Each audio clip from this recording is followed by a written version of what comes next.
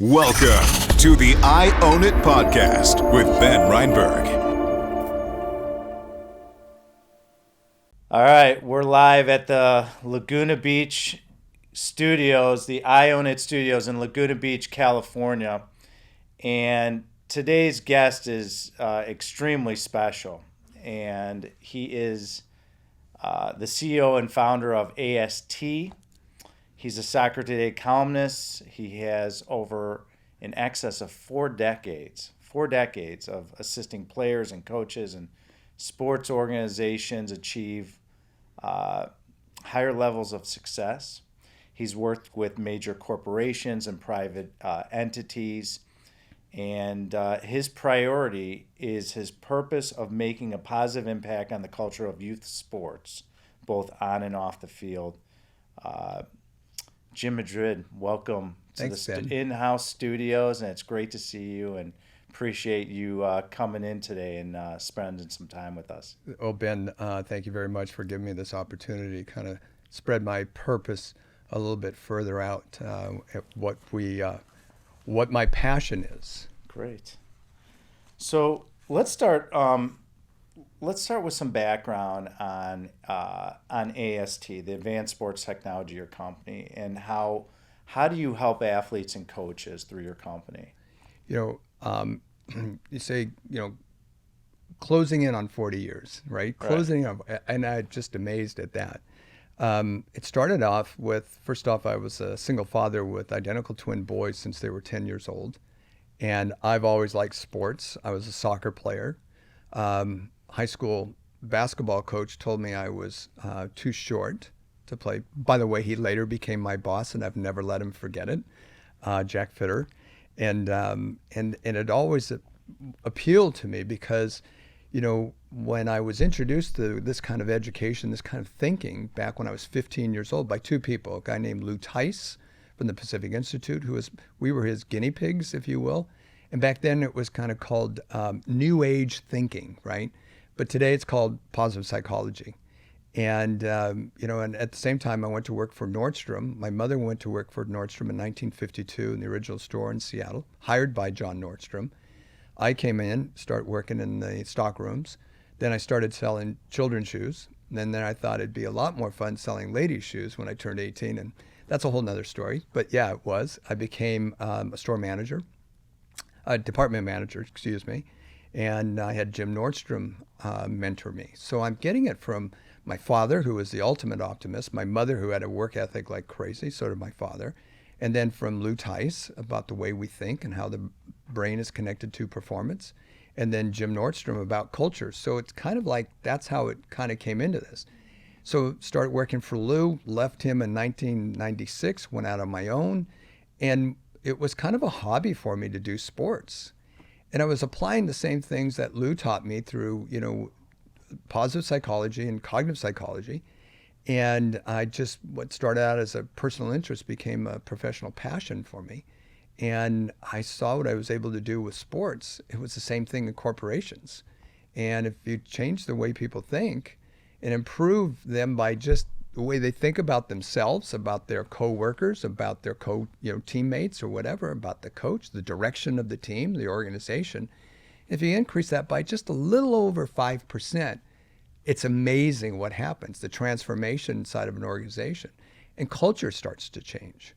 And culture, I think, drives everything. As a friend of mine says, culture eats, performance and talent for breakfast, So to me, that's what it's been all about. And you apply those same things to organizations, to teams, and the next thing you know, you just see these teams starting to explode. And my interest is, and has been, is that if we can, through the window of sports, we could give these kids this information, this education, they'll eat it up. And as my pros have always said since probably 2000 when I start working with the collegiate and pros, that it's inevitable. They say, I wish I would have had this when I was younger. And I mean that 12 to 13 on up, because that's the critical age right there. Mm-hmm. And it's been wonderful. It was kind of a hobby, not even a side hustle. It was just fun. I'm sitting on the basketball court. This was 1997, 98. at Georgia Tech University with Bobby Cremens, and I'm on the bench. I'm at the end of the bench, and I've been working with the team all season. We're playing North Carolina, the great Dean Smith. We're getting our butts kicked at home, and Dean Smith takes a timeout in the fourth quarter, and Bobby's so pissed off, he goes, Madrid, looks down, you take the timeout. And here I am, 5'6" on a good day. And, I'm taking this timeout. What am I saying to these guys? I don't even remember. But at the end of the season, they presented me with a picture from up atop the stadium down of the arena. And you see all these guys that go, Coach, that's when you were taking the timeout. Well, you can't see me because they're all 6'7", 6'8", Sure. 7-footers. It's kind of fun. But again, we just wish we would have had this when I was younger. So in 2005, we scaled it down to that 12, 13 on up. And we thought schools would love this. Nah, there was no money in it.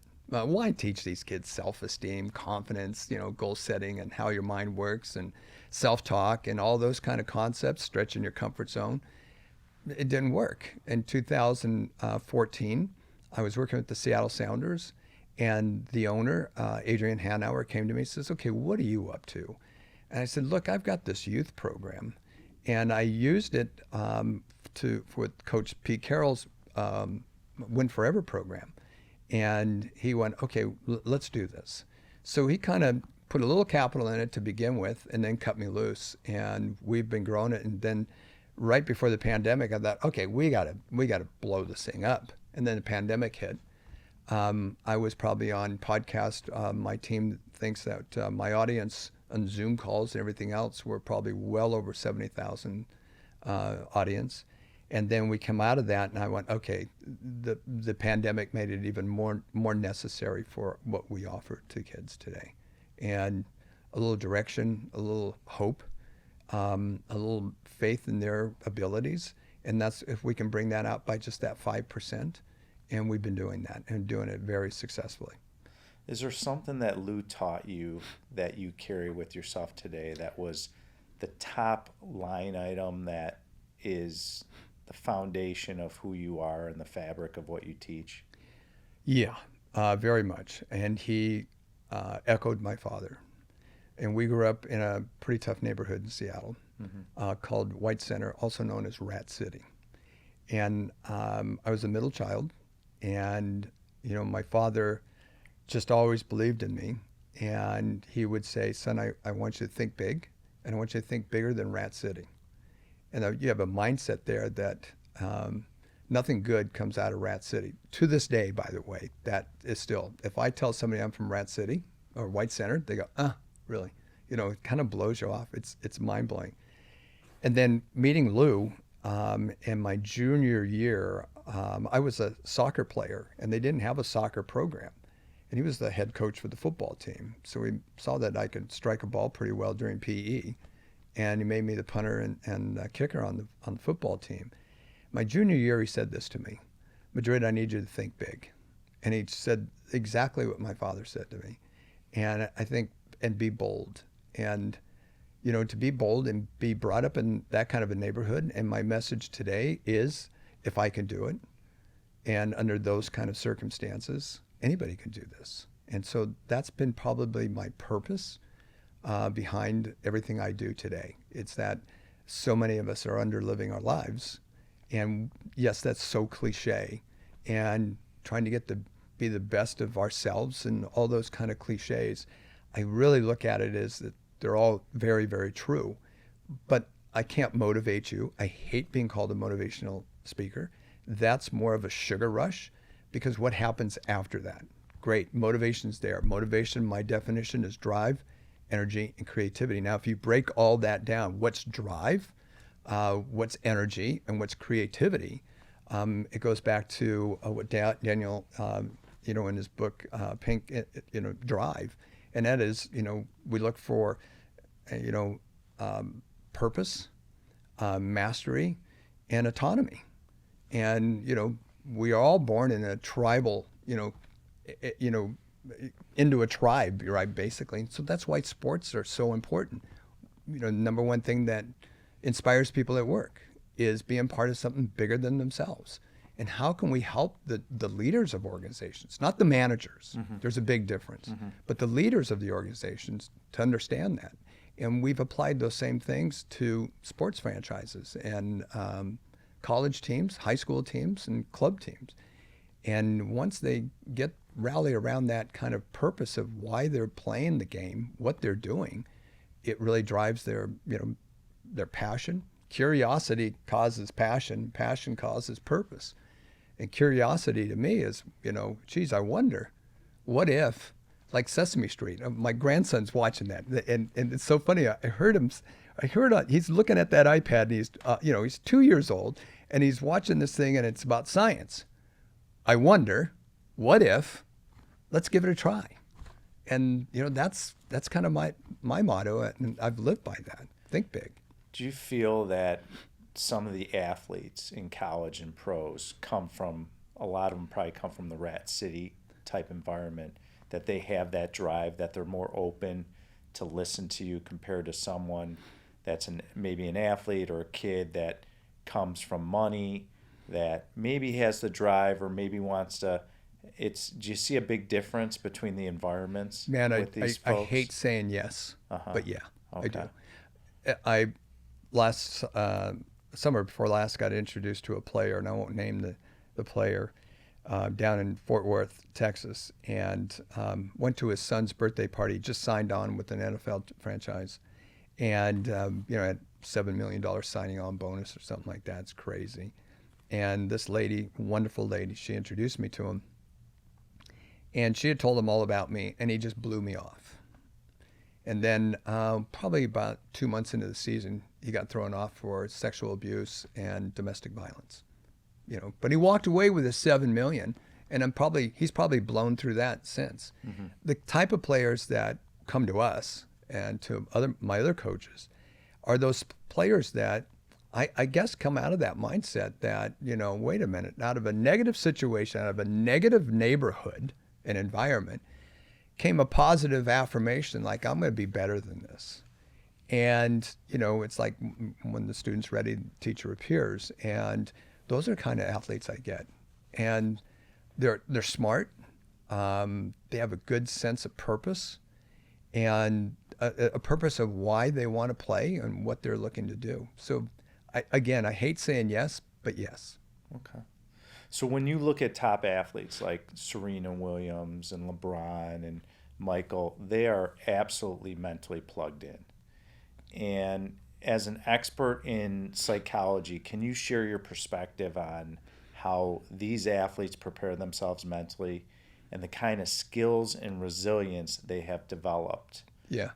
Can I box that up and sell that one, man? Absolutely. Dude, that would be awesome. We're going to have this on tape, so we'll cool. figure out how to do that. Okay, cool. And then It's worth a lot of money. It is. There's that innate ability. Okay, so the phrase second nature. Do you know what first nature is?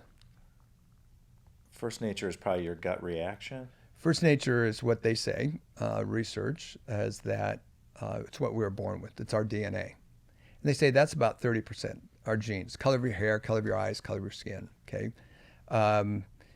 That's about 30%. The other 70% is what they call second nature. It's what we've developed along the way. So whatever environment that they were born into, their DNA plays a little bit into it also. Look, my DNA didn't, I'm still waiting to hit that growth spurt, Ben, that they told us that we're going to hit about 12 or 13. I don't know if it's happening. I don't think so. For me too. Yeah, exactly. So, but I was able to find a different way.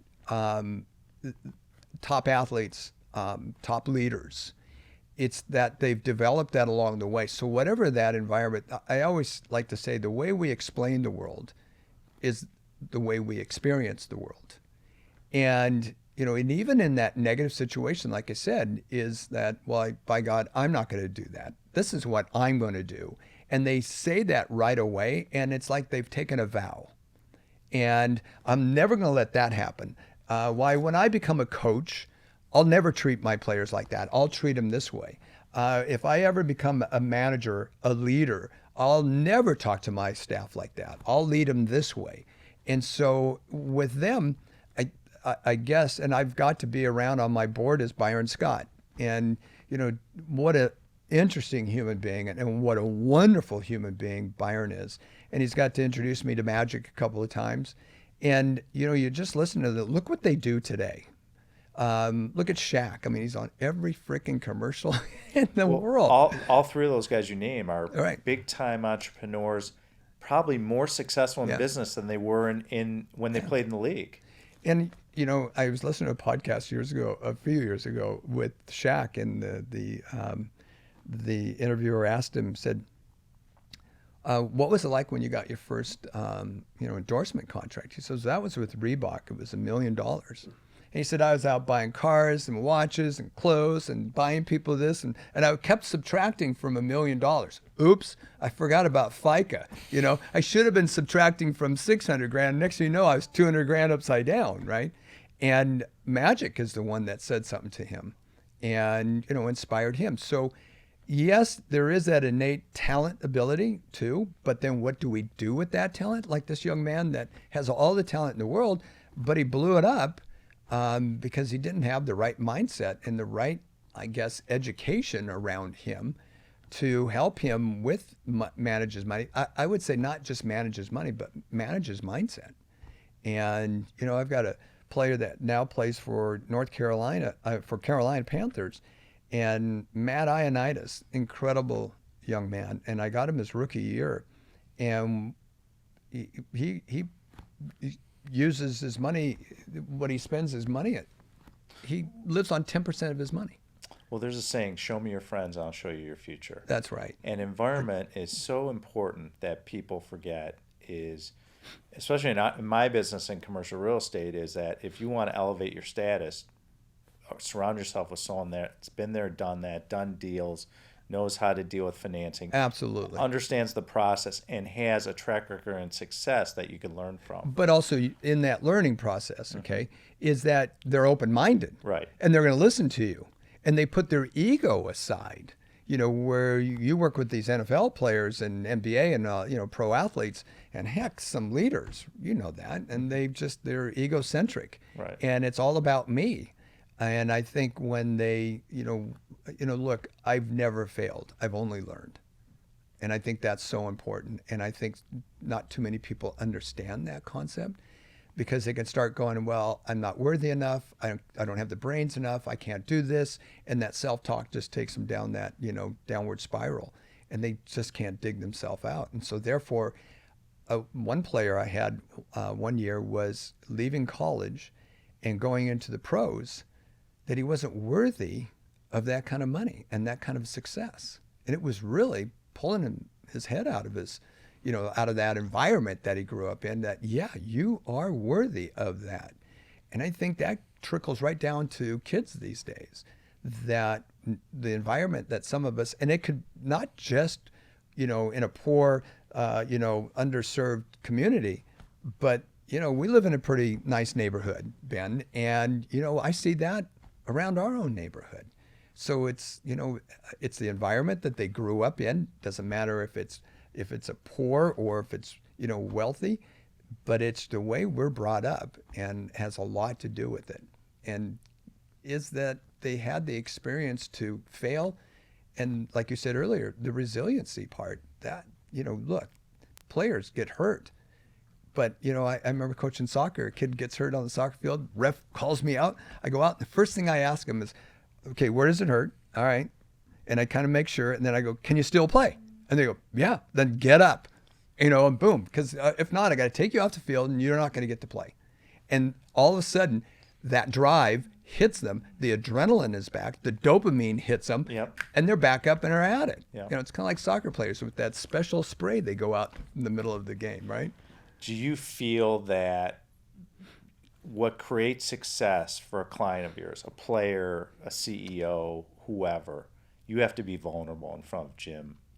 Because if they're not vulnerable in front of you and willing to open up and get rid of that ego and just be who they are, their authentic self, I would have to believe that if you're your authentic self in front of Jim Madrid, you're going to have a lot more success in the outcomes that he teaches you and instills in you for your performance. But at the same time, I have to have that shared vulnerability too. Right. It's not just one-sided. And I think if, again, that's why I don't like being called a motivational speaker. I really don't like having a title. In fact, I've removed myself as CEO. I'm just a founder. That's it. I'm not a CEO. I don't need that title. Founder is good because it's my baby, right? But what happens, I think, that is, that ego gets in there. And, if that vulnerability is there, then you get the authentic, living that authentic life. And that was another thing Lou taught me. You just got to be authentic. Yeah. You can't be fake. Lou passed away in 2012. And before he passed away, he brought me back to the company. And he said he wanted me to run the company and be the face of the company. And okay, yeah, but I didn't really go all out for that. I just wanted to learn more from Lou. He had ALS, and he could barely talk. And he would say in front of a group of people, look, my left vocal cord stopped dancing with my right vocal cord. And then he had a ranch, a conference center, and we had Vicente Fox, the ex-president of Mexico, in there with a lot of his dignitaries. And Lou would come down, do the introduction and welcome, and then he'd go, so I'm going to leave, and Jim's going to take over. I had no idea that he would do that. President Fox came to me later in the evening. He said, did you see what he did to you? I go, yeah, he put me on the spot. And he goes, no, he didn't. He just turned his whole company over to you, to us. Do you know what that means? And I got to tell you, Ben, I had chills. I went into a room, he called it his cigar room, shut the door, and just sat in there and did a little mindfulness for about 30 minutes just to take it all in. And I had to check my ego. I couldn't go back out in front of those people and pound my chest. Okay, now I'm in charge and everybody's going to do it my way. The other thing I've seen is people try to be, I watched one coach that used to coach with Pete Carroll.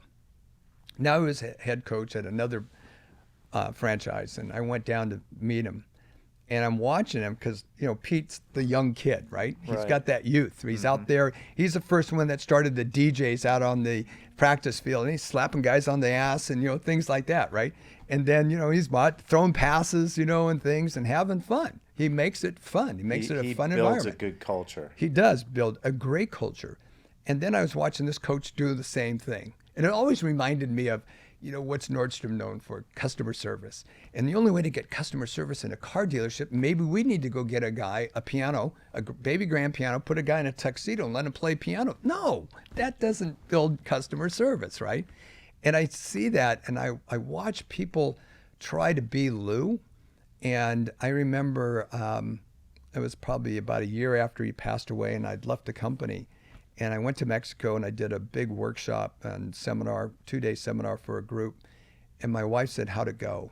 And I said, I think I got Lyme disease. And she said, what? I go, yeah, I think I got Lyme. How? What? I go, no, honey, Lou in my ear disease.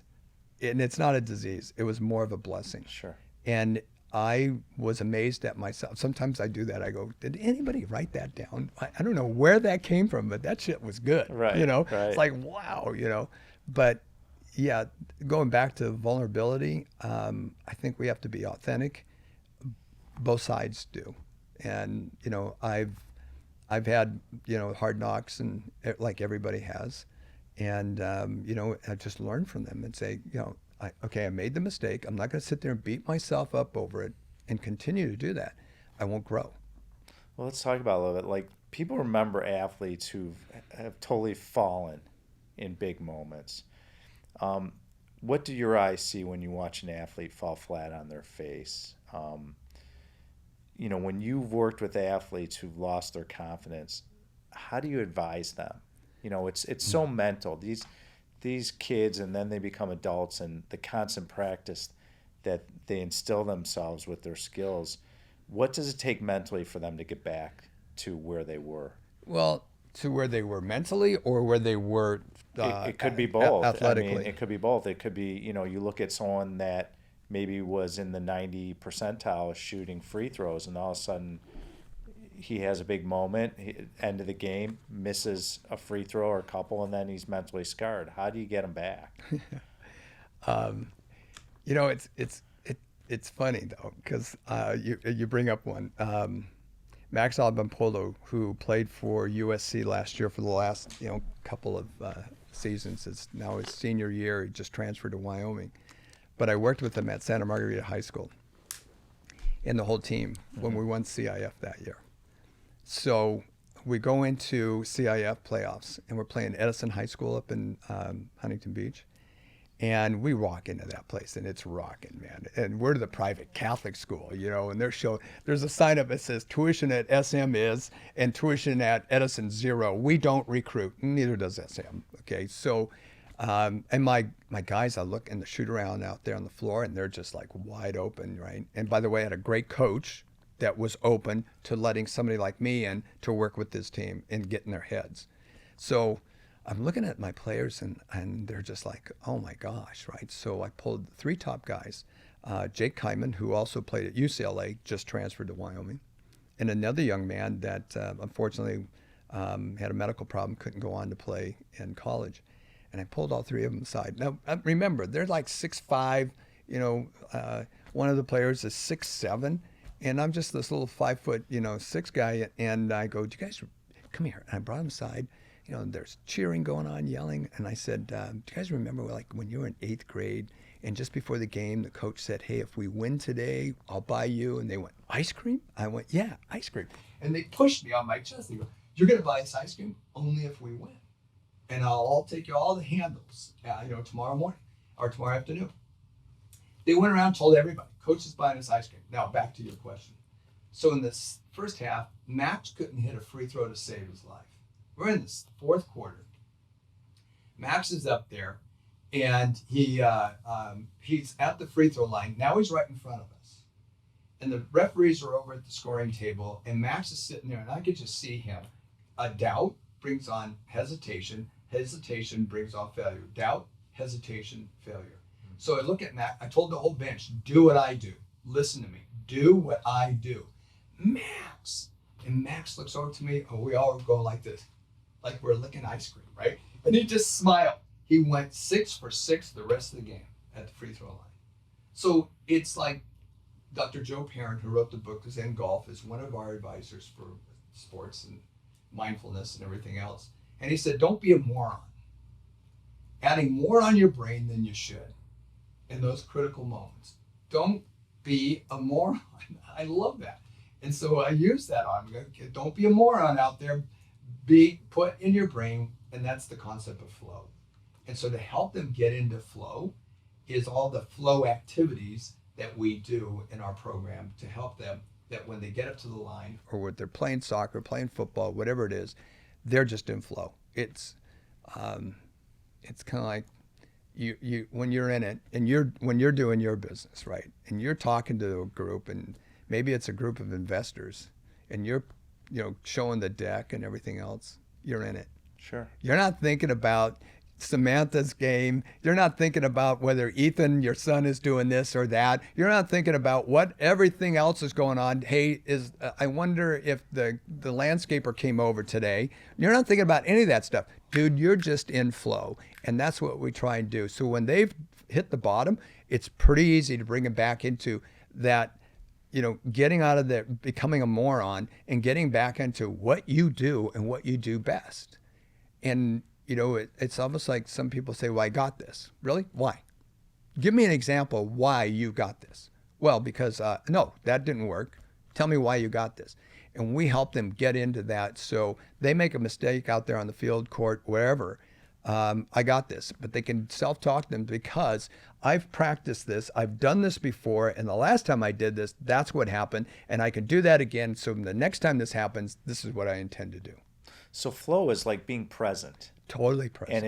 And it's a great lesson, because whether it's athletes or in business or personal life, if you're present in the moment with that person, you have greater success with communication, execution, performance. Can I give you a good example of that? I'd love to hear one. Sex. Yes. Having sex. Right. You're present. Right. You're not thinking about a lot of other Right. things. Right. And the communication Right. there is everything. So imagine that's flow, baby. Okay. That's flow. It's probably why I got 5 kids. Anyway, Anyways. it probably is. That's good advice. When share for my audience, what does mental fitness mean, and how do you know that you're not mentally fit, and then what can you do to improve your mental fitness? Well, we started off calling it mental toughness program. But, if you go to a gym, health gym, it's not a gym toughness class. It's a gym fitness class to get you tough. And I think that's what we are. We provide the education to be mentally fit. And if you're mentally fit, it's like with athletes, in the heat of the moment, they can be out there, soccer players, football players, and it's hotter than all get out. And your brain starts to go in that fourth quarter, or 5 minutes left in the game, and it's hot. And you can start thinking, oh my gosh, it's so hot. My muscles are starting to tighten up. I've got no legs left. And as soon as you do start that, your brain just starts going, yeah, we're going to make sure that that really comes true for you. And it does. So, that negative self-talk. So if we can stop that negative self-talk, it said that while I'm talking, the audience is talking to himself about 300 words a minute. When I stop talking, you ramp that up to about 900 words a minute. So your present thoughts determine your future, and that's so true. If I put you on a 1-lane road, right, 2-lane road with the white line going down the middle, and you're in the driver's seat, and we're at a stop sign, nobody else is there, and I said, okay, Ben, when the light goes green, I want you to step on the gas, and I want you to look over your left shoulder. Where do you think you're going to end up? On the left side of the road in the ditch, right? So, and if we can, I guess, help young kids and adults that where you headed and give them the mental fitness tools to help them get there, then they don't become like Alice in Wonderland when they hit the fork in the road and ask the Cheshire Cat what road to take, and the cat says, well, where are you going? And Alice says, I don't know. And so the cat says, well, hell, maybe he didn't say hell, but it doesn't matter which road you take then. And I think that's where we're at, especially coming out of this pandemic right now. That's what causes fear. Anxiety. And anxiety is caused by fear of the unknown. Where are we headed? And so if we can give them that, and our first fundamental in the 7 fundamentals of mental fitness is vision drives performance. But we teach them to have a purpose behind that vision, because purpose drives vision, vision drives performance. Is a way to get over anxiety, because I have someone I'm really close to that has anxiety a lot. Would the advice be live in the present, don't worry about the past, don't worry about the future, focus on the present, and have that positive affirmation self-talk? Is that something people can use that have anxiety? Because there's a lot of folks out there that have it. Yeah, they do. But it depends on the level. If it's general anxiety disorder, that's just a part of it. And that's when we say, here, it's time for a professional. And we've done that many, many times. But what we hear from a lot of mental health professionals right now that we're associated with is that they're lost, and and what they've done is you just go down that downward spiral. But yes, it's to understand. I had a friend of mine, a good mentor, Dr. Nathaniel Brandon, wrote 20-some books on the subject of self-esteem. And he got tired of doing psychotherapy because all people wanted him to do was validate the way you were brought up. It's okay for you to be that way. So that's okay. You can continue to be an ass and whatever because you were brought up that way. And it was like they were looking for me to bless them for that. And he finally got tired of it.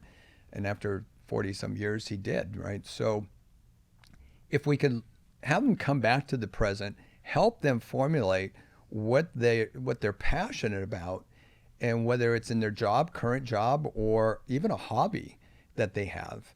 And then they can start working on that. And yeah, then it starts to happen. But positive affirmations, my current condition, it was all that. It was all of this put together that helped me get to where I am today and where I'm going and how I'm going to beat this condition that I've got.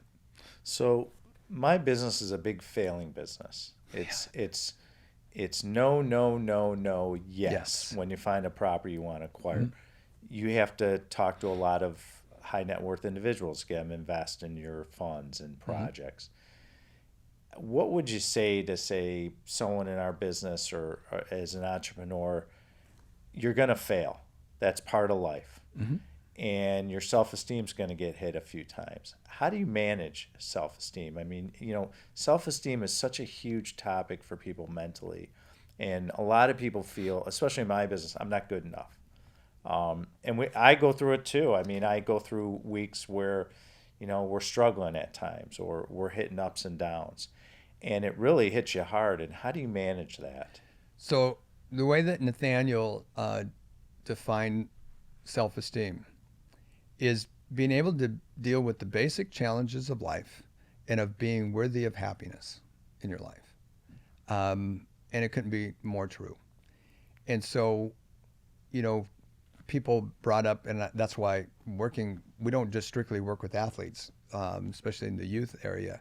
And to make that impact, that positive impact, we got to work with the adults, the coaches, the parents, the referees, and the administrators, because it's just gone so sideways in our culture today. And, what I look at is the 6 Pillars of Self-Esteem by Nathaniel, his signature book, The Art of Living Consciously, being present, trying to figure things out, being there that, like we are right now, we're present with our conversation right now.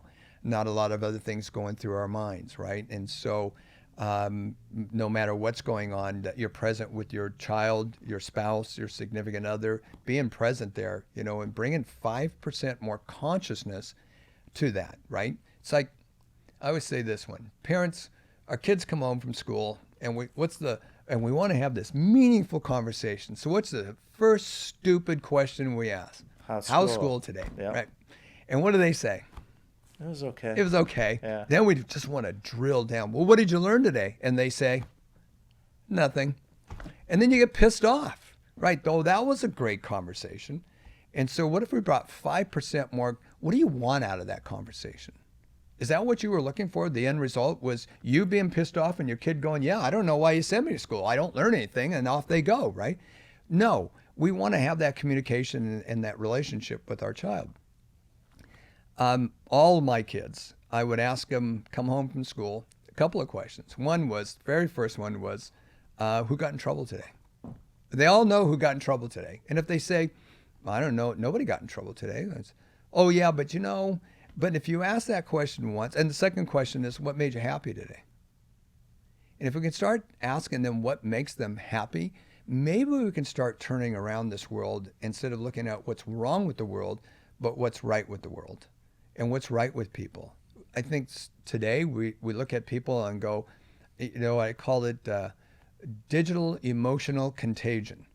We're on Facebook and Instagram and all that other BS. And yeah, I'm on Facebook, but I use it to make a positive difference. And I just scroll through all the crap. I don't want to listen to it. I don't want to read it because it pisses me off. And I control my own destiny in my brain, right? And so, I ask that question, and then you ask, what makes you happy? And heck, why don't we ask our spouses that at the end of the day? Why don't we have that conversation around the dinner table? And by the way, the first time you do it, they won't be able to answer you. Because you just hit them out of the blue, and it's like, whoa, do it the second night. They might have a story. By the third night, they might come home and say, let me tell you what made me happy today. And by the way, guess who got in trouble? And they start, now you've made it routine.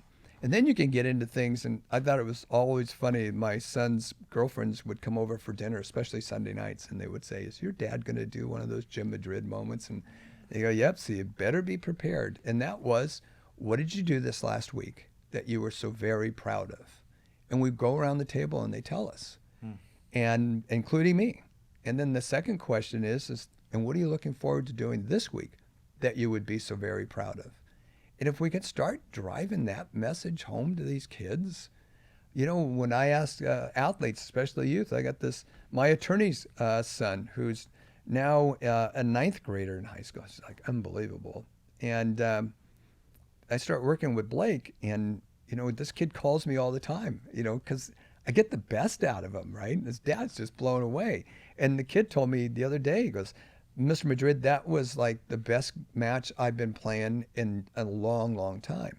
And all I ask him to do is at the end of every training session, at the end of every game, and we all should do this, and write down these 3 areas. Number 1 area is, what could you improve today? Just 3 areas. And don't write out sentences. 1 to 2 words, that's it. Don't spend a lot of time. Just 1 to 2 words, 3 areas that I need to improve on. Underline that. And then 3 areas I freaking crushed today. I amazed myself today. And 3 areas I'm looking forward to doing tomorrow. Oh, that's fantastic. What about root experiences? I've been learning a lot about root experiences. I've been writing them down. I'll give you an example. I wrote one down where I failed my parents in college through an experience. Mm-hmm. And I wrote 30 benefits. What were the benefits to them that happened? What do you tell your clients? How did that work out for you, by the way? I actually kind of cleared it for me. It allowed me to say that there was a reason why it happened. Mm-hmm. I had shame and guilt from it. And it allowed me to look inside myself and say, it was a learning experience. Mm-hmm. And they benefit from it because they learned to communicate better with me, instill better values, teach me new things, explain to me that what I did is not a good path for success. Mm-hmm. So the communication, the teaching, and everything were a real benefit for them to become better parents, better communicators, and to build a better bridge and bond between their son and them. And so I've been through a lot of root experiences. What do you teach, and how do you, because all of us have them, mm-hmm. and we're all not perfect. What do you do to teach these athletes and CEOs and all the different folks that you work with how to get past these experiences you did, clear them out of your life so you can move forward and have success and perform? So that comes to the third practice of self-acceptance.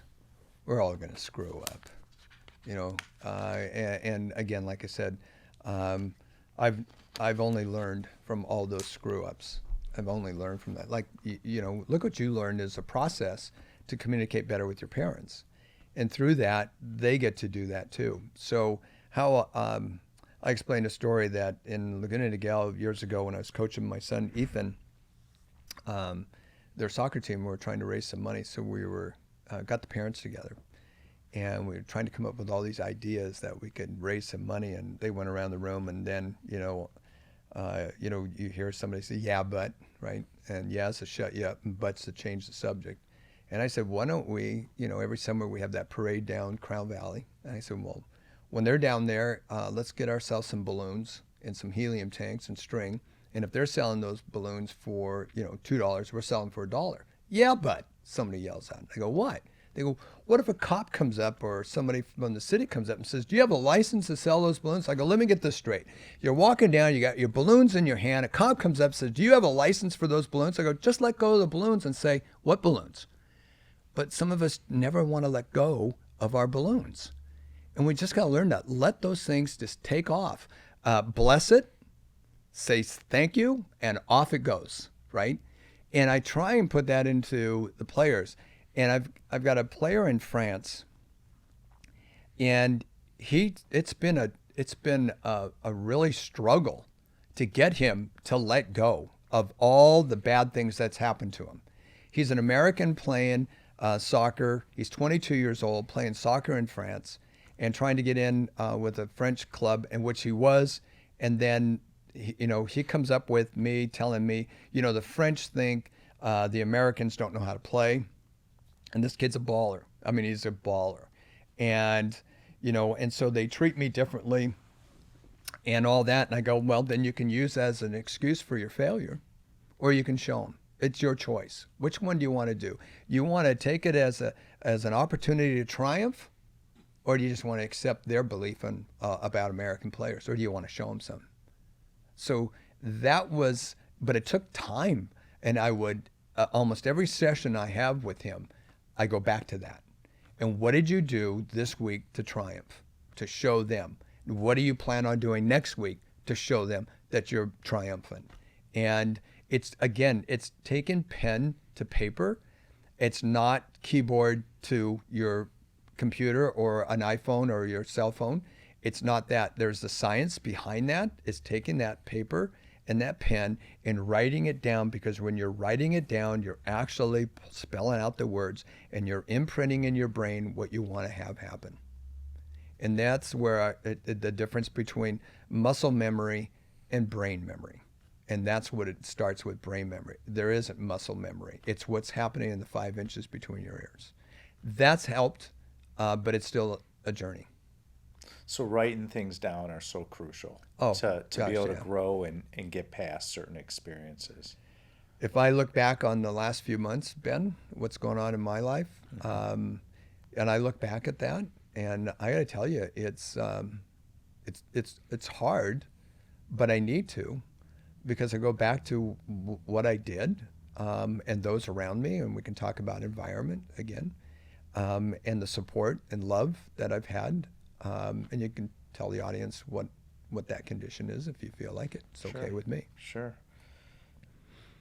What inspired you to focus so much on athletes? And, as you say in your teachings, the same lessons can be applied across people's lives. First off, I love sports. I love competition. I'm working on right now F1 sports, trying to get in. I'm going to get in. Okay, so, and what team did I take? I didn't take the top team. I went off at the bottom and said, I know I can help. And, we're okay for this season. Then I sent them some more information, and they're going, thank you for that. And then I sent another article, and they go, wow, maybe we need to talk to you. We're good for this season, but after this season over, can we talk to you in the off season? I said, sure. So how's that, right? It's what I've learned over the years that have helped me and helped others is that writing that down, that big, bold vision. And I think, like if you go to our website, astacademy.com, the first thing that's on there is what our vision is: to graduate 500,000 athletes by year end 2026. It's 4 years from now. We probably are right at that 100,000 right now. But look at the ripple effect of that 100,000. And, and you know what the purpose is? You said that at the very beginning, is to make a positive impact and give these kids the mental skills, the life skills that will positively impact their lives forever.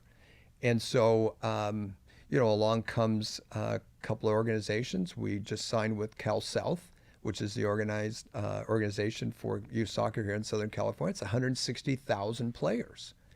Lou taught me, think big and go to the people that, that represent many, not just the ones and twos, but represent many. And that's what that's why I'm here. You represent many, pal. So, and anything that can further our purpose. And it fuels my passion all the time. So just to get back to the 7 fundamentals of mental fitness, first of all, I suggest my listeners read your book to learn more. It's Thank you. Fantastic.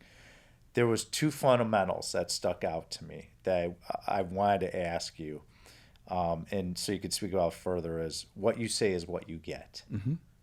Clarify that. Self-talk. What you say is what you get. I'll give you an example, and this is funny. So this was probably 2000. Yeah, 2000. I was doing a lot of work for Coldwell Banker across the country. And the president of Coldwell Banker, Bob Lefevre, who is now just a wonderful, great friend of mine, we went on a tour. And we put 2-day workshops across the country. I think we had probably over 40,000 agents we put through the program. And I was in front of a group one time talking, and I said, yeah, my wife, she was in a sales workforce, and I said, we walked into one of her sales rallies, right? And she said, when we were dating, she goes, I just want to warn you, I always win something at this thing. I go, oh, okay. So this guy, and sure enough, she won another bread box thing or whatever to make bread in. She goes, she had 3 of them at home, right? She goes, I told you. And I went, oh, I give these away for Christmas gifts.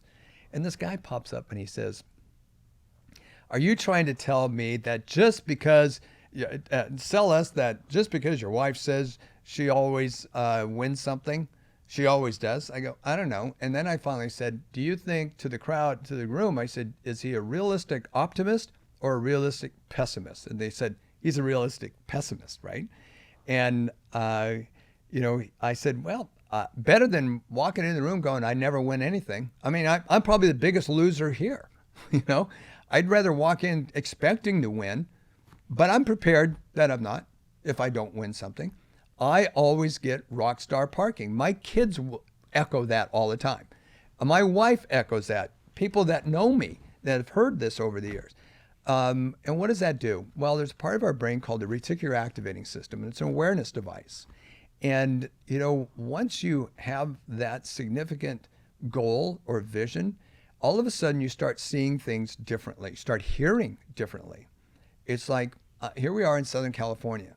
I can see a sticker, a Seahawks sticker on a car driving past us, or we pass it on the 5 freeway, and you wouldn't even notice it. I see a Washington State license plate frame. Why? Because it has significance, it has importance to me.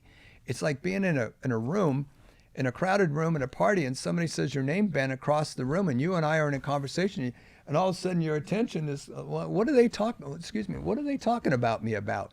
We could be sitting here having a conversation, and something, our attention, because it's more important than you, I'm going to look over there, right? So it's getting people to understand what that is, and then repeating it in their mind. Self-talk is the raw material of which our subconscious, develops. And the broader and the stronger your self-image and your self-conscious becomes, the broader your comfort zones become. And if we understand those concepts and we give them little things to try that, and give it a try, watch what happens. You always get rock star parking. That means you're not using handicap or taking handicap, but it's amazing. All of a sudden you start seeing differently. You start seeing somebody walking out of the store with their keys in their hand. You start seeing lights, brake lights. You start seeing heads, in the car seats. You start seeing reverse lights. You start seeing exhaust coming out. And all of a sudden, just that. And if we tried that, I think one of the things I believe that it's so hard for some people to achieve their goal is because it's too obscure and it's too vague. Athletes, I'm going to score 30 points tonight. Really? Well, who doesn't want to score points? That's a given. But what are the things you're going to crush tonight to achieve that goal? I don't go into a team and goal set to win the championship. That's why we're here, right? So what are all the things we're going to crush? And let's break it down. Key performance indicators. And I applied that to sports. So what are KPIs and how are you going to measure that? Because what doesn't get measured doesn't get done, in my opinion. And if we don't measure that stuff, it just goes by the wayside. We can't pat ourselves on the back and see, look, here's current reality. Here's my vision. And if it's that significant, what does it cause in our system? Cognitive dissonance. 2 conflicting thoughts happening in our brain at the same time, something's got to give. And where people give up is they give up on the goal and they reduce that goal, right? My brother jokingly once said, Jim, I've got the great success. I think I got the great idea on how people can achieve their goals. I go, what's that, Dave? And he goes, just tell them not to set them so high. Just set them low, and then they can, I go, are you kidding me? The goal, the fear isn't that we set them too high and we don't achieve them. The fear is that we set them too low and we do achieve them. And you create that cognitive dissonance, which I believe that it creates the motivation, the drive, the energy, and the creativity. But you have to throw in self-discipline in there.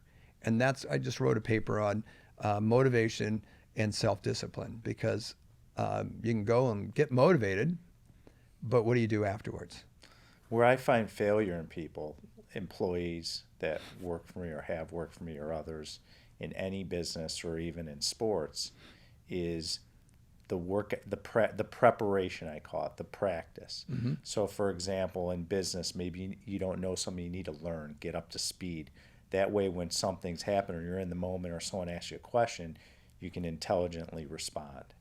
Sports, just like one of the things that I admire about the late Kobe Bryant was his work ethic and his practice he wasn't nervous for games. He was more about, I have to focus on practice, because if I focus on practice, I'll perform in the game. And I see that in business too. Yeah. And I think a lot of it is, if you don't prepare and practice and focus, like you said, self-discipline, Mm-hmm. that's where I see the failures, where people don't hit their KPIs in sports and business. And it seems that if more people would focus on the preparation part, they will perform naturally. And I agree. I think the human mind, I like agree. osmosis and all these different things come out where, because people ask me, like, well, how are you able to raise equity so well? It's because I prepare. I know what I'm selling, what I'm pitching. I think it goes through with everything in life, in sports too. You know, the great Jack Nicklaus said he looked more forward to practice than he did matches, because he knew the practice was going to make him better in matches. And if we can drill that into everybody, sports or business, then you're set. But that's where passion comes in, Ben. You know, I think with entrepreneurs, and I talk to I've done a lot of university lectures in entrepreneurship, and they asked me, how did you do it, right? And I go, well, I found a passion. I had a passion. And that passion, you know, a curiosity, and then the curiosity brought the passion brought the purpose. And I can share in your purpose. I can't share in your passion. And when it happens, then that passion just, you know, my wife says, if you come in my office, Ben, you just see all these textbooks on psychiatry and psychology and weird stuff, right? And mind-body stuff and energy and force and, you know, and all that. And it's mind-boggling. And I just love that stuff. She goes, every once in a while, you got to read a fiction book or something. Get off this stuff, right? And I'm driven by it, though. And that drive is, does people really have the passion about what they're doing? And if they don't, can they find that sort of passion that while they're there, it's going to help them lead to the next one? It's like if you got an idea and you think there's a business there, but in the meantime, you still got to cover your ass, right? You got to cover your base, right? So get a job and make that other one kind of like start it off as a hobby. That's what I had no idea, that we were going to blow this thing up like we are. And, you know, I had some investors looking at us and they said, well, how'd you get to that cap, you know, that valuation? I said, well, I'm a non-traditional guy. I didn't come up with going back to assets versus income, blah, blah, blah, revenues and blah, blah. I go, no.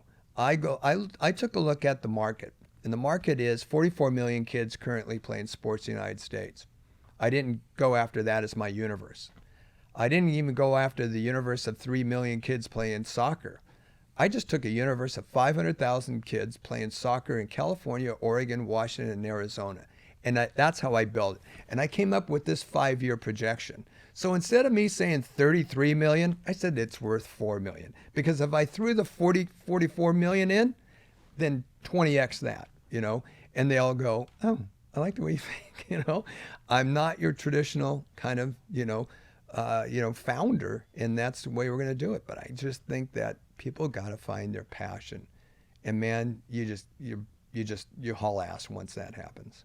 All right, you ready for the next one? Sure, here we go. Okay. Broad comfort zone equals more room to move. Totally. And I'm living, example of that. To grow up in the neighborhood I grew up with, 5 blocks away was 35th Avenue in Seattle. And then on 36th and on down, you went down the hill and they're overlooking the Puget Sound. Well, that's where the rich people lived, okay? And when I went to this high school, this private high school, a buddy I made friends with, and he asked me to come spend the night at his house. And I drove up to their house, and it was going up this windy road. You had to honk the horn when you went around the corner, and there was mirrors so you can see the oncoming. And you're going through the trees, and then you get up to the top, and swear to God, at ninth grade at that time, at 15 years of age, Ben, this place looked like the White House. I mean, it had pillars. The dad was the head engineer for the supersonic transport for Boeing, and they had a swimming pool, and it was heated. You know, swimming in the Puget Sound at 52 degrees, dude, that was nice. I mean, at least rich people got something going on, you know. So that happened. Then I go to work for Lou, and my first job that they flew me out on was up to Calgary. And I got to fly first class. I was nervous as all get out. I never flew first class. And then they checked me into the hotel. Everything's on, on the company account and everything. And I go to dinner in the restaurant. I had a steak, a glass of wine, and a salad. And the bill came in. Oh, damn! I'm in so much trouble. It's $45. I called my sister up, my older sister. I called her up and I go, Scooter, I'm going to get fired. The dinner was $45. She goes, Jimmy, it's going to be okay. You deserve that, and they know you deserve that. You're worthy of that $45 dinner. That was one. And I just had to soak that up a little bit. The next project I got was Caterpillar. And the sales guys had gone out to Indiana and made a pitch, and they threw his butt out because it was real high pressured sales guy, right? And then, but they sent some people out to go through our program out in Seattle, and I happened to be the facilitator at the time.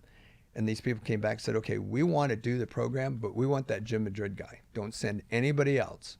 So these guys lined me up with, they told me all the different 25 executives, all men, executives of Caterpillar. And they told me the guy from Australia is the biggest naysayer. And man, I was on a roll. So I go in there and, the first day, second day, third day, we'd gone out to dinners with these guys, and the Aussie man, he said something to me, and I said, yeah, I heard about you. You're the naysayer of the whole group. And it's just being authentic. And I am who I am. Take it or leave it. And he looked at me, and everybody else started clapping. Dude, you nailed him. And I did this little exercise. Remember the old lady, young lady card, right? Yeah. And I did that to him, right? And he'd never seen it before. And I go, see, you only see it one way. You don't see the other ways, right? And finally he came around to it, and he's one of my best friends today still, Ernest Skipper. Then after 3 more visits with them, I was really on a good relationship with them. And I was getting ready to leave. And I said, well, by the way, there's one more thing that I'd like to say to you guys, that you're all guys. What, women are not smart enough to be part of the executive team here? What, you think they might, a couple of women, 2 or 3 women might be smarter than any of you? Or do you think they don't have anything to contribute? And that you guys are all knowing? I swear to God, Ben, on the way home, I go, my ass is getting fired. I just got up at the executive board of a Fortune 500 company and told them there are a bunch of, men, and I thought, by the time I get home, there's going to be a call and I'm done. Never heard from him. The next trip back out, there was 3 women on the board. In the executive level, and the CEO said, you 3 ladies can tell him, be thankful to him, because he's the one that kind of bust open our minds a little bit about that there's a glass ceiling for women in this company, and there's no longer a glass ceiling for this company. So, stretching your comfort zone. This little kid from Rat City telling these guys what to do. And it's like, wow, who are you, right? And I go, by God, you know what? I wasn't anything that I believed in myself, and I think that's the problem is some people just don't believe in themselves. And I do, and you know what? I know it was the right thing to do, and how can you go wrong if you think it's the right thing to do and it's not driven by ego? By the way, I agree with the women comment. I have a lot of women that work for me in prominent roles. And the reason why is I think they're a lot smarter than us. And I I do laugh all day because long. people are like, why are there so many women around you in your Same company? with me. Same with my company. And I've learned, I'm like, I don't know what's in their DNA or what it is, but they're more patient. They're more into the details, which is critical in my business and a lot of businesses.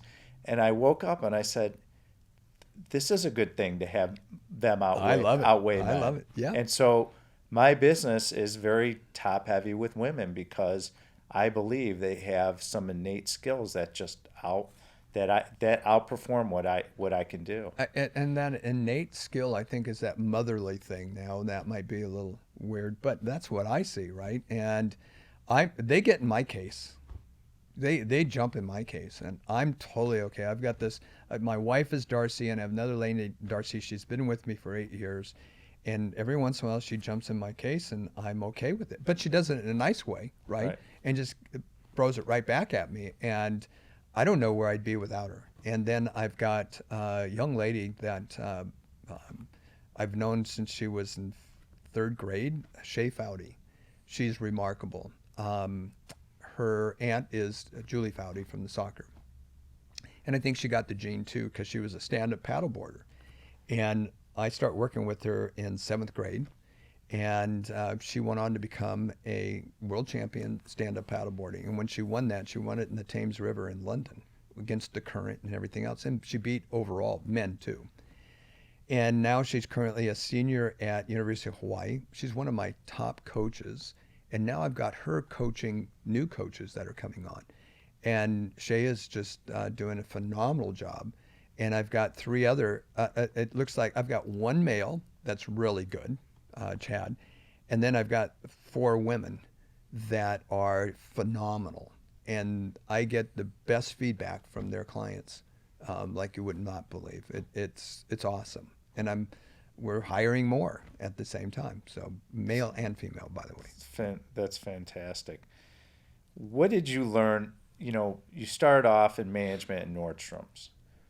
And what did the Nordstrom's brothers provide you? What did you learn there that allowed you to become who you are today? What were some of the things they taught you? Hubris, they were, it's funny because when Darcy and I first dated, I was living in Seattle, she was living here, and she came up to Seattle, and on a Saturday morning, we taken her on a tour. She'd never been to Seattle before, and that's 28 years ago. And so I took her in the original Nordstrom store, and took her up the secret elevator that was there. It took us up to the 5th floor to the executive, and this is like 11 o'clock in the morning on a Saturday, and of course there's nobody there. And we're looking at this upside down pyramid. I don't know if you've ever heard of it, but the Nordstrom brothers family were at the bottom of the pyramid. And their whole thing was giving great customer service to the next level of management. And their job was to give great customer service to that next level, to the distribution center and regional managers, to the store managers, to the salespeople, and ultimately to the customer was at the top of that ups and downs. That resonated with me. And it resonated that my job as a leader is to get great service. And, there's that, servant leader thing, which I never heard of while I was at Nordstrom, but that's exactly what they did. And they continue up until, 2-3 years ago when Blake passed away, Blake Nordstrom. If you called Blake, and he was an incredible human being, if you called up to get Blake, you call up Nordstrom, say, yes, I'd like to talk to Blake Nordstrom. Boom, they transfer it up. Blake Nordstrom, can I help you? There wasn't anybody else answering the phone. And, you just look at that. And that was, while I was showing Darcy this upside down pyramid, this guy comes up behind us and grabs my ear and goes, all right, Jimmy Madrid, what are you up to? I go, Mr. B, how are you? Blah, blah, blah. Mr. B, this is Darcy. Darcy, this is Mr. B. How's your mom? Great. How's your sisters? And I go, great. Everybody's great, Mr. B. He goes, now stay out of trouble, Madrid. And off he goes. And Darcy goes, who was that? I go, oh, I'm sorry. That was Bruce Nordstrom, And I just think the level of, they were accessible, and they were just themselves. They were the Nordstroms, for God's sake, right? But you just didn't see that in them. You didn't see that, ego in them at all. And I think I learned that from them. And then Lou talking about being authentic. And, sometimes you screw up, and all of us do. And heck, I just try not to screw up, but I know I'm going to in the future. 96, when I went out on my own, I had some investment capital. I hired a CFO. And my first time ever hiring a CFO, and we had about 600 grand in the bank, and he quickly embezzled me for about 380. And it was 10 grand upside down in the bank. That was a lesson learned. I'll never do that again, and just give a guy $5,000 signing on it. And this guy he's a crook. His name is Louis Lukowski, by the way, and he's still out there cheating people. And so is his son, doing the same thing. Let's talk about, you mentioned your condition. And it's really incredible. You had pancreatic cancer. It's right. Not so easy to say. No, it's not. It's not so easy to have it either. When you were diagnosed, walk me through your thought process. You're big into the mind and body connection. You have a little bit insight how to deal with challenges like this. Walk me through what happened. So pretty healthy guy. Just turned 69 in January, this January. Playing basketball 3 times a week. Play soccer once a week. And in last September, about a year ago now, I just felt a little short of breath. And so I stopped playing because it was kind of weird, short of breath and dizziness. So I went, got checked. Everything was good, but I didn't have the energy to do it. And then in November, I started getting this acid reflux condition, and it got progressively worse. And then in March, I went to my doctor, and she prescribed some stuff for acid reflux. And then and I was supposed to get a consultation to do an endoscopy where they scope your insides. And so that was supposed to be done on April 1st. And on April 1st, I woke up, coughed up blood. My wife goes, "That's it, we're going to the hospital," because I had lost 20-some pounds. And we get to the hospital, they hit me with a battery of tests, CAT scans. First CAT scan came back and said there was a mass on my liver. And I go, "What do you mean a mass?" And the doctor says, "Oh, it's cancer." And Darcy and I just looked at each other. We're still in the ER. And they go, "We want to run another test, another CAT scan, full body." Okay. That was done about 7:30 at night, and no doctors there to give us anything. And so they checked me in. Next morning, about 10 o'clock, doctor comes in. And when he says, "Ben, do you mind if I sit at the edge of your bed?" And I went, "Oh, gosh, here we go." And he said, "I'm sorry to say that it's stage 4 pancreatic cancer. We're going to do a biopsy too." And that concurred with them. That was on that Monday.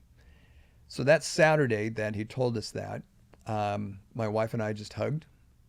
And she said, "All this is going to do is give us stronger legs for bigger strides." And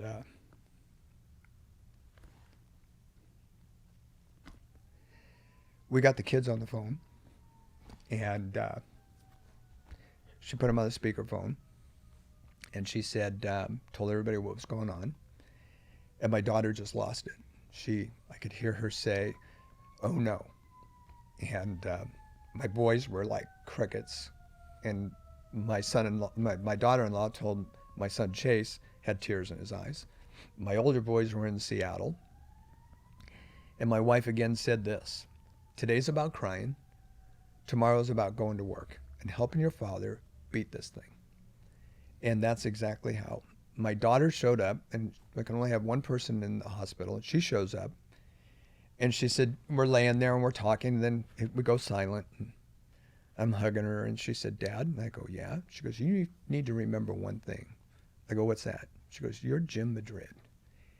And then the light switch went on. And, spending that night by myself in the hospital, not knowing what it was going to be. Every 6 hours, they're drawing blood. Everybody leaves me on Saturday. And I start thinking about that, what she said. I start thinking about my father passed away that 6 months to the day after he was diagnosed with stage 4 pancreatic cancer. And that was in 2008. And I just knew that they had made so much advancement in cancer treatment. but it was still there. That dark side of, I'm not going to be around to see my daughter have kids. I'm not going to be around. I have 6 grandchildren right now. I'm not going to watch them play sports. My wife, I'm not going to leave her behind. And I just had to say out loud to myself, out loud, not just self-talk, but I had to say it out and aloud, stop it. Excuse my language. That's bullshit. That's not going to happen to me.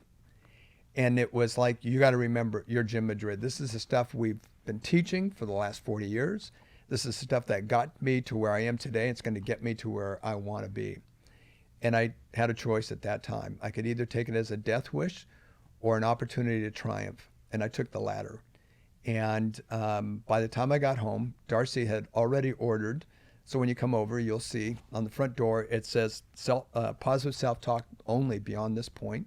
# Team Madrid. She had a yard sign out in front, already printed up and done. A yard sign out in front that said, because the neighbors all heard, "You've got this, Jimmy." She had 2 other signs in the living room on each side of the painting on the mantle in the living room above the fireplace that said, "Good vibes only." It was then that I went into the same process and roadmap to success. Look, we don't goal set to win the championship, but we're going to goal set on crush all the things that are going to get us there. So I wasn't going to goal set to get back on. I'm going to play basketball again. I'm going to play soccer again with all the energy and vitality that I had prior to this. And that was a given. That was my given. But what are the things I'm going to do to beat this? And for a solid 4 weeks, well, 3.5 weeks, we went at it 30 minutes in the morning, 30 minutes in the afternoon. A friend of mine, a very good friend of mine, comes over and brings me this PEMF machine, which is an electromagnetic machine that shoots, it's in the training rooms, and physical therapists have it and so on. And basically what it is it's a machine. I lay on a mat and I've got a tube that goes around me and it's shooting protons into me and it's making my blood, your blood cells wake up and do what it's supposed to do. So for 30 minutes I'd lay there with that. And when you come to the house, you'll see it's between the 2 couches in the living room. Looks great in the living room. And my family would be on the couch and friends would come over and, "When are you doing that? Can I come over tonight and do that with you?" And I went into deep mindfulness and visualization and positive self-talk, and people just start showing up. My son Jamie, his girlfriend Michelle, is a yoga master, so she put together a yoga nidra, which is a total visualization of a body scan to the right tone of music and things. Prayer was huge with me. I'm Catholic and Christian, and so prayer was a big thing. A priest, a friend of mine, but he's the priest for the Washington State University football team, Father Herrick. He was saying mass for me. He sends me quotes and prayers for me and saying prayers for me. Another good friend of mine, Adam Hansford. I don't know where I'd be without him. He would pray heavily with my family. Would get him. He lives in Houston, and that so spiritually, holistically, and love were my roadmap to success. Medical wasn't even in it. It was like, come on, bring whatever you got to bring it. It's like, I felt like, you get the worst toothache on a Friday night. No dentist is open, right? And it's just throbbing all weekend, and you can't wait to get to the dentist. However, you hate going to the dentist, right? Because they're going to give you shots in your mouth. They're going to start drilling, probably hit a nerve, and send you bouncing out of the chair, but they're going to hit you with more shots, more drilling, more chipping. But at the end of the day, you're going to feel better. And that's how I was looking at bring it. If it's chemo, when do we start? And I couldn't wait to get chemo. I didn't have to get chemo. My mindset was, I don't care what you do, bring it, because I'm going to get over this thing. And on the 4th Friday, we saw our 3rd oncologist, and in the pancreatic area. First off, the City of Hope I can't give enough credit to them. It was never misdiagnosed that I had. Everything that anybody takes a look at, any doctor will look at the reports, the biopsy, the CAT scans, blood test, everything showed that it was full-on stage 4 pancreatic cancer. City of Hope, Dr. Lim said to me on that second week, he told me, we can't cure it, but we can help you live with it. And again, that was like Devin saying, you're Jim Madrid. So there, another light went on. And then he had me go get an endoscopy. And so I went and got that again. Not again, the first time. I never got it the first time. And then on the fourth week, I was seeing Dr. Diani at UCI Medical. And he concurred with everything, but he says, there's something wrong right now. So I'm going to do a tissue of origin test. That was on the fourth Friday. We got home. So before that tissue of origin came back, I got home. Dr. Lim calls, says, good news. It's not pancreatic cancer. It's non-small cell lung cancer. Totally treatable and curable. And Darcy and I just dropped. It was like a miracle. And he said, what have you been doing? And I told him. And the other thing he told Darcy was, feed him, get some weight back on him, and get him on a golf course. And I said, can you put that in prescription form, Doc? Because I want that written down. So freeze it right there for a Sure. second so our audience can understand. You went from pancreatic cancer, Stage 4. stage 4, which to was lung. in my lung and Right. in my liver. Yep. What were you doing specifically? What was the number one reason that changed? So I would say the number one was the roadmap. It was all those things. But there was no drugs involved. You weren't doing chemo. No. The only thing medically, if you want to call it medically, was the PMF machine. That was the only thing. But it was heavy visualization. I wasn't visualizing. At first, I was visualizing like my air that I would take in. So breathing was a big deal. The air that I take in went straight to those areas, and it was just disintegrating. And I did that for the first week. The second week, it started that building a healthy lung, a healthy pancreas, and a healthy liver. And that was 30 minutes in the morning. And you try and do 30 minutes of mindfulness, meditation for 30 minutes. 30 minutes in the morning, 30 minutes at night. My daughter and my wife or somebody was always holding my hands during that 30 minutes. I had that yoga nidra going on, and it was, I would say, heavy visualization. And then it started being just showing my liver was beautiful, pink, strong, and healthy. Same with my pancreas, that I was really, I went to work. When they showed me the image of my pancreas with the mass in there, that's all I needed. Just give me that. Don't give me all the other details. I just want to see that. And that's what I visualized. And that's what I focused in. I would start with my pancreas, that I could just see it dissipating. I could see the cancer dissipating. I could see the cancer really going away in my lung and really going away in my liver. And any place else that crap was hiding out in my body. It's also in my sacrum. Next week, I start radiation in my sacrum. And they're going to hit it with radiation for 5 days in a row. Bring it. That's the way I feel about it, right? But if you ask me, it was all those things put together. And I can't say enough about creative imagery that probably played the biggest part, along with spirituality.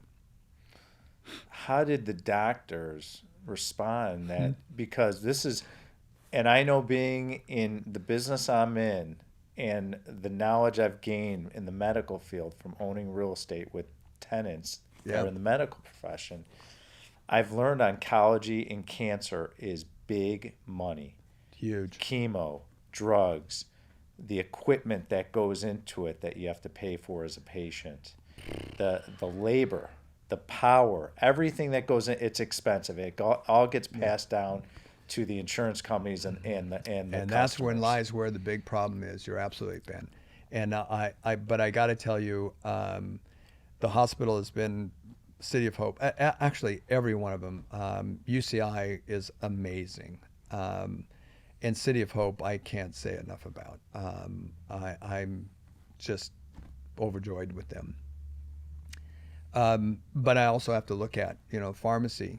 And when they put me on to the lung expert, Dr. Massarelli, and she's right from Naples, Italy. So this Italian got an Italian oncologist. Are you kidding me? I think we talk more about food and wine than we talk about my condition. And she's wonderful, and she's up at Duarte, so it's about an hour and a half. And we are so blessed that the City of Hope is so close to us here. Even though it's an hour and a half, people come from all over the world to be there. And I'm blessed that it's an hour and a half. However, they just opened up their new one in Irvine, and so I get to go there. But Dr. Massarelli said, but Jim, I want to see you. And I said, Dr. Massarelli, I want to see you. So I'm going to stick with her, go up there. All my tests and everything will be done over here at Newport Beach or Irvine. But I look at the pill that they prescribed to me, the medication. It's called Tagrisso. It's by AstraZeneca. And that pill is $17,500 a month for a 30-day supply. It's been on the market for a little over 2 years. They've had great success with it. So I look at that, again, blessed that our insurance covers the majority of it. And then AstraZeneca said they were going, for me, they were going ahead and take care of my out-of-pocket. So I pay zero for it. The problem is what if I didn't have insurance? If I was on Medicare, they would not take care of the out-of-pocket. Now that's weird, but you'll do it with, so it's, and then the paperwork and the minutia. When the latest PET scan came back, which was about 4 weeks ago, after being 3 months on the pill, again, continuing with my regime, with my roadmap, now I can throw in the medical part. The cancer has been reduced by well over 50%. In my lung, the count was 6.9. The SUV count, standard uptick value, was 6.9 when I started it in May. It's now down to 3.2, which is huge.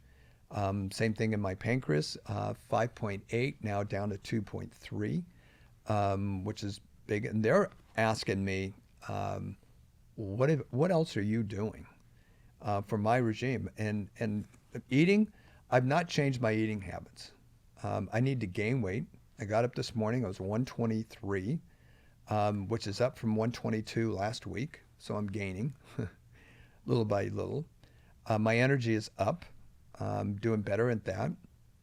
And now, the drug is part of it. So when I take that $863 pill at night, I visualize for about 10 minutes that fireworks are going off in my body, and that drug, all the particles of that drug is going right to my lung, going right to my pancreas, going right to my liver, and in my sacrum, and every place else that this cancer is hiding.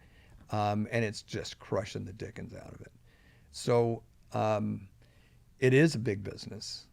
And I just, I feel that a couple of things. One, I want to start something like a foundation that we can help people that are going through this. People have been coming out of out of nowhere and saying, would you talk to my ex-wife or my ex-husband? I mean, an ex-wife came to me and said, will you talk to my ex-husband? He's got non-Hodgkin's lymphoma. And it took him 4 weeks to get to me, because he was in that deep depression. And I know where he was at. I spent I would say probably all in all, maybe 20 hours in that deep depression, through the lonely nights after they come in at midnight and draw blood. And then you're laying there for about 3 hours, and I had to stop it. And I've helped these people do that. I've got a friend of ours that she's helping us with all the insurance papers and medical bills and all that. She put spreadsheets together, and so far I've received back $200 and $300 and $50 here from where they overcharged us. And if it wasn't for her, that just would have gone on. Getting the order to get my PET scan from City of Hope to Saddleback to Memorial Care was a pain in the ass. It took me from 8:30 in the morning to 12:30 in the afternoon, and then I finally got a copy of the order, which is a PDF. And like you've seen that commercial, okay, who wants to open up PDF? Whoa, what's that, right? So what about those people? I know all that stuff. Then the lady at the imaging center says, I'll send you a link to upload. She sends me a link to upload a photo. I go, well, who sends a photo of an order? It's a PDF. Fortunately, I knew how to change that into a JPEG from a PDF. But what about those people that don't? And I just think that we just left these people, and I can't believe. I am just totally blessed, and I think that for some reason I'm in this position today to help, and maybe that's the reason the good Lord gave it to me. I don't know, but I want to help. So my sons are right now. In fact, we had a meeting this morning to form a foundation called The Goodness Beyond Self, and why can't we start doing that for everybody and helping out both mentally and all the other advocacy things that we could probably help out doing, not just for the cure of cancer, but let's help these people that are going through this nightmare and get to a point where I am today. And I'm well on my way to getting back to play. I'll be playing basketball. I'll give you an example. In May, Dr. Massarelli, I said, Doc, the most important question right now for me is, when can I start drinking wine again? And she said, Jim, it breaks my heart to tell a fellow Italian that you can't drink wine. She goes, maybe September, probably October. So 3 weeks ago on a Monday, she told me, give me the update on this latest PET scan. I said, Doc, the most important question right now is, when can I start drinking wine? She said, Jim, you can start drinking wine today, half a glass a day, no more, but red wine. I said, thank you, Doc. I said, Doc, you don't know how big my wine glasses are, though. So she goes, just be careful. So that's where I'm at today, and I'm way ahead of the schedule, and I plan to keep going at this. That's fantastic. Have you documented, either by video or on paper, I have the visualization process you went through to heal yourself? Yeah, I've got that. I've got it recorded also. I asked Michelle to record that for me. Interesting, I have 2 people coming to my house every day, and I've given them the codes to the garage and get into the house and to work the machine itself.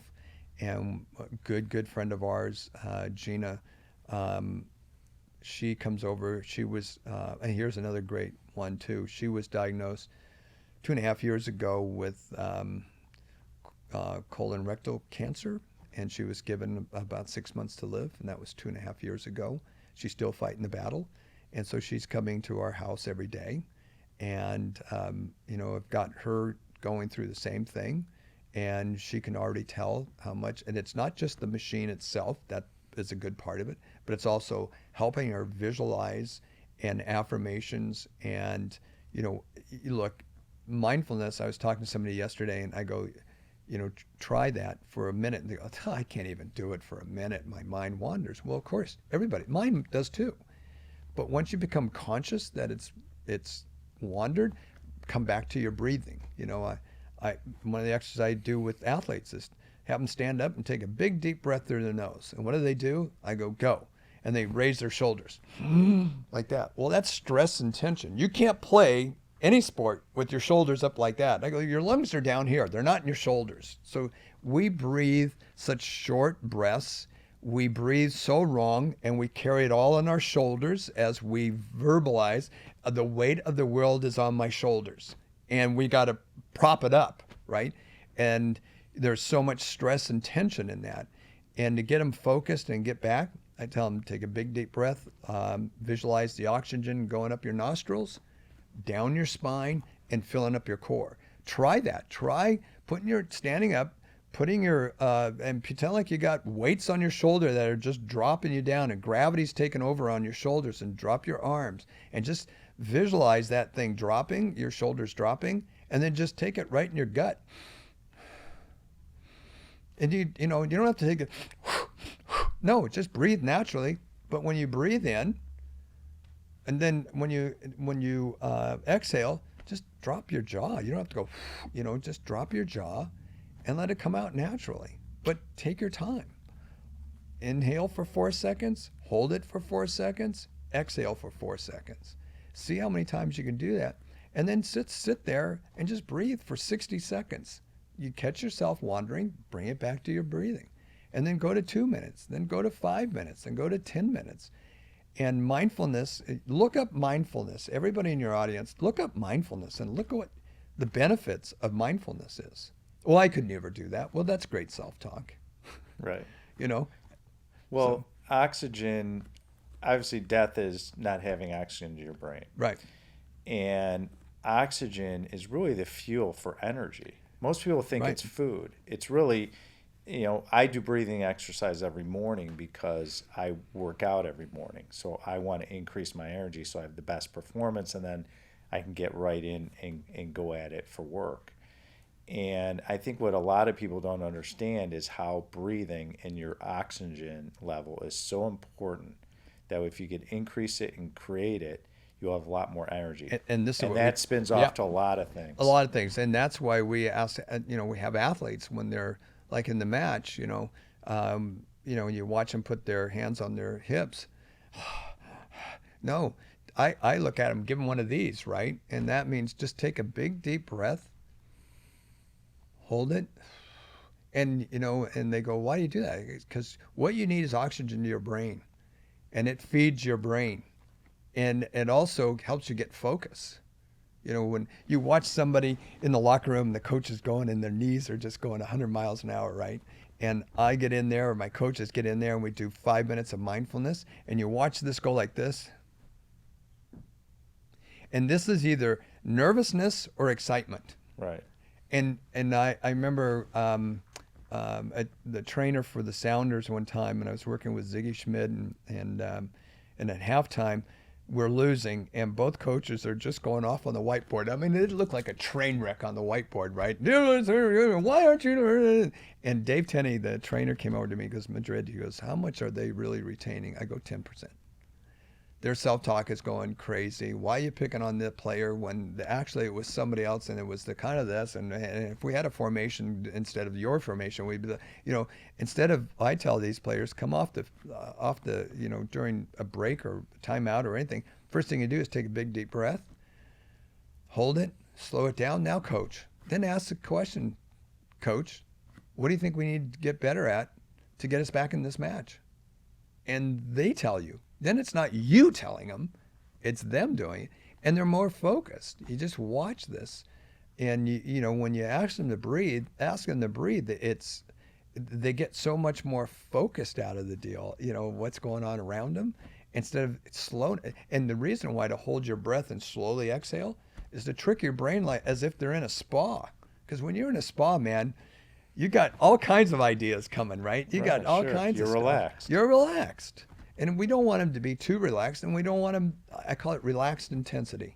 We don't want to be too intense, tied up, stiff, stressed, but we don't want them being too chill when they go out there. No, we want that relaxed. We want to get them into flow, and that's my version of flow, getting them into flow. Outstanding.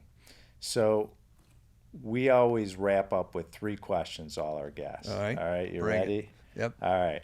The first one is, you're who you are today, this wonderful, experienced, knowledgeable, healthy Jim Madrid. You're laying on the couch with me, and you're laying down. I said, take yourself back to when you were 16 years old. What would a current Jim Madrid tell his 16-year-old self? Pay the hell attention. Just pay attention, okay? About your surroundings and what everybody's trying to tell you. 16 years old, I started doing that, but I needed to add that 5% more. And don't be such a jerk off, okay? Just don't be a screw off, It's just get more serious, pay more attention, be more focused. Question number 2. All right. It's your last day on earth, God forbid. All right. And we're sitting together. What are we eating? Oh, easy. My mother's homemade gnocchis. Ooh. Yeah, with a nice little red sauce that I made. And one of these days I'll have you guys over and we'll have that, and you'll know what I'm talking about. But it's got to be some sort of pasta dish, and with red sauce. I have a fix for red sauce, and trust me, from March 1st to the April 30th, I couldn't eat tomatoes, no red sauce. And when the doc said, go eat anything you want, dude, I went up to Angelina's, Bottega Angelina's, and Darcy went up there and got me a thing of gnocchis and came down, and, man, I sucked that down in 2 seconds, man. It was great. So And what would you wash it down with? Oh, a nice Barolo. Okay. Nice Barolo. Nice. Absolutely. Love that. Yeah. Love that. All right, so you're in the I Own It studios today with Yeah. me. And it's actually nice. You can really see in person what we have here. We have a Right. grand piano, a drum set, and guitars behind us. If we could have any musician or band, alive or deceased, your choice to play us a song, they would walk in right now. We'd close the door, and who would it be? God, I've got about 10 of them, right? My father was a drummer, and he would have me listen on an AM radio, or even when he played a record, he would have me listen and describe to him every musician, right?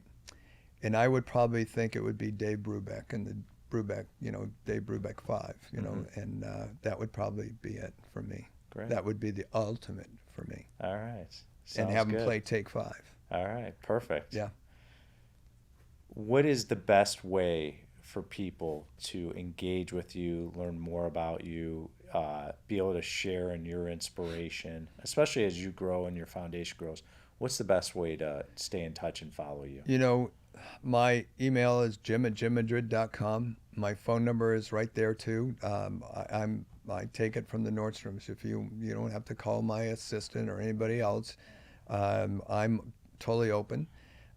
There's 2 sites. There's jimmadrid.com, and then there's astacademy.com. My easiest one for me is to email me at jim@jimmadrid.com, and that's probably the easiest way. Great. If everyone wants to follow the I Own It podcast, feel free to click on the right-hand button, subscribed, on the lower bottom of the screen.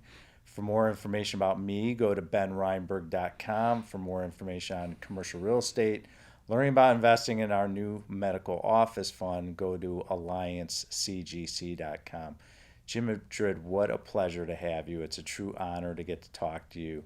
And I'm so happy that you're in good health and that you're making great progress, and keep doing what you're doing and inspiring, and keep teaching and educating everyone else, and including the youth. And Thanks, Ben. We're very grateful to have you in our life, and to be able to understand your challenges and how you are able to get over them. So thanks for sharing today, and we appreciate Which it. is the name of my book, Get Over and Get On With It. Get over and get on Thanks, with it. Ben. Exactly. You do a great job. And again, thank you so much for allowing me to be on here and share my story. Okay, thanks. We appreciate it, and we'll definitely want you back because you're just a wealth of knowledge. So thanks again. Anytime.